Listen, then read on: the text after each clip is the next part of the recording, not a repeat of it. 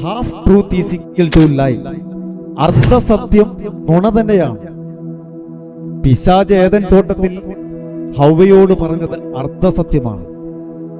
പിശാച് പറഞ്ഞത്, ദൈവം വിലക്കിയിരിക്കുന്ന ഈ വൃക്ഷഫലം തിന്നാൽ നിങ്ങൾ ദൈവത്തെ പോലെ ആകുമെന്നാണ് പറഞ്ഞത്. സത്യത്തിൽ ഏതൊക്കെ നിലകളിൽ മനുഷ്യൻ ദൈവത്തെ പോലെ ആകണമായിരുന്നോ ആ നിലകളിലെല്ലാം ദൈവം മനുഷ്യനെ ദൈവത്തെ പോലെ തന്നെയാണ് സൃഷ്ടിച്ചത്. വചനം വളരെ വ്യക്തമായി പറയുന്നു, തന്റെ രൂപത്തിലും സാദൃശ്യത്തിലും ദൈവം മനുഷ്യനെ സൃഷ്ടിച്ചു. എന്നാൽ പിശാച് വന്ന ഹവ്വയുടെ അരികിൽ എന്താ പറഞ്ഞത്? നിങ്ങൾ ദൈവത്തെ പോലെ ആകും. നിങ്ങളുടെ കണ്ണുകൾ തുറന്ന് നിങ്ങൾ നന്മ തിന്മകളെ അറിയുന്നവരായി ദൈവത്തെ പോലെ ആകുമെന്നാണ്. നന്മ തിന്മകളെ അറിയുന്നതിൽ അവർ ദൈവത്തെ പോലെയായി. പക്ഷെ ഒരൊറ്റ വ്യത്യാസം, ആ വ്യത്യാസമാണ് മനുഷ്യനെ പിശാച് അർദ്ധസത്യത്തിലൂടെ വഞ്ചിച്ച് പാപിയാക്കി മാറ്റിയത്. അത് ഇങ്ങനെയാണ്. പിശാച് പറഞ്ഞത് നിങ്ങൾ ദൈവത്തെ പോലെയാകും. ദൈവത്തെ പോലെ ആയോ?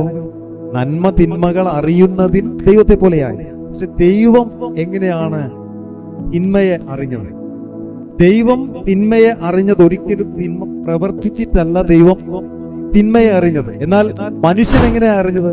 മനുഷ്യൻ തിന്മ പ്രവർത്തിച്ചിട്ട് തിന്മയറിഞ്ഞു. തിന്മ പ്രവർത്തിച്ച് തിന്മയറിഞ്ഞു. ദൈവം തിന്മയെ തന്റെ ജ്ഞാനത്താൽ അറിഞ്ഞപ്പോൾ മനുഷ്യൻ തിന്മയെ പ്രവർത്തിച്ചറിഞ്ഞു.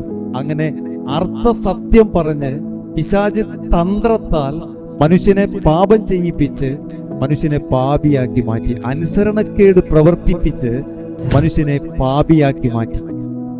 Half truth equal to lie. അർദ്ധസത്യം നുണ തന്നെയാണ്. ദൈവം എന്താണോ പറഞ്ഞിട്ടുള്ളത്, ദൈവം പറഞ്ഞിട്ടുള്ളത് അങ്ങനെ തന്നെ വിശ്വസിക്കുക എന്നുള്ളതാണ് ദൈവം മനുഷ്യന് നൽകിയിരിക്കുന്ന കൽപ്പന എന്നുള്ളത്. ദൈവം എന്താണോ പറഞ്ഞിട്ടുള്ളത് അത് യുക്തിയിൽ ചിന്തിക്കാതെയാണ് ദൈവം പറഞ്ഞിട്ടുള്ളത് അനുസരിക്കുകയും വിശ്വസിക്കുകയും ചെയ്യുക. Half truth equal to lie.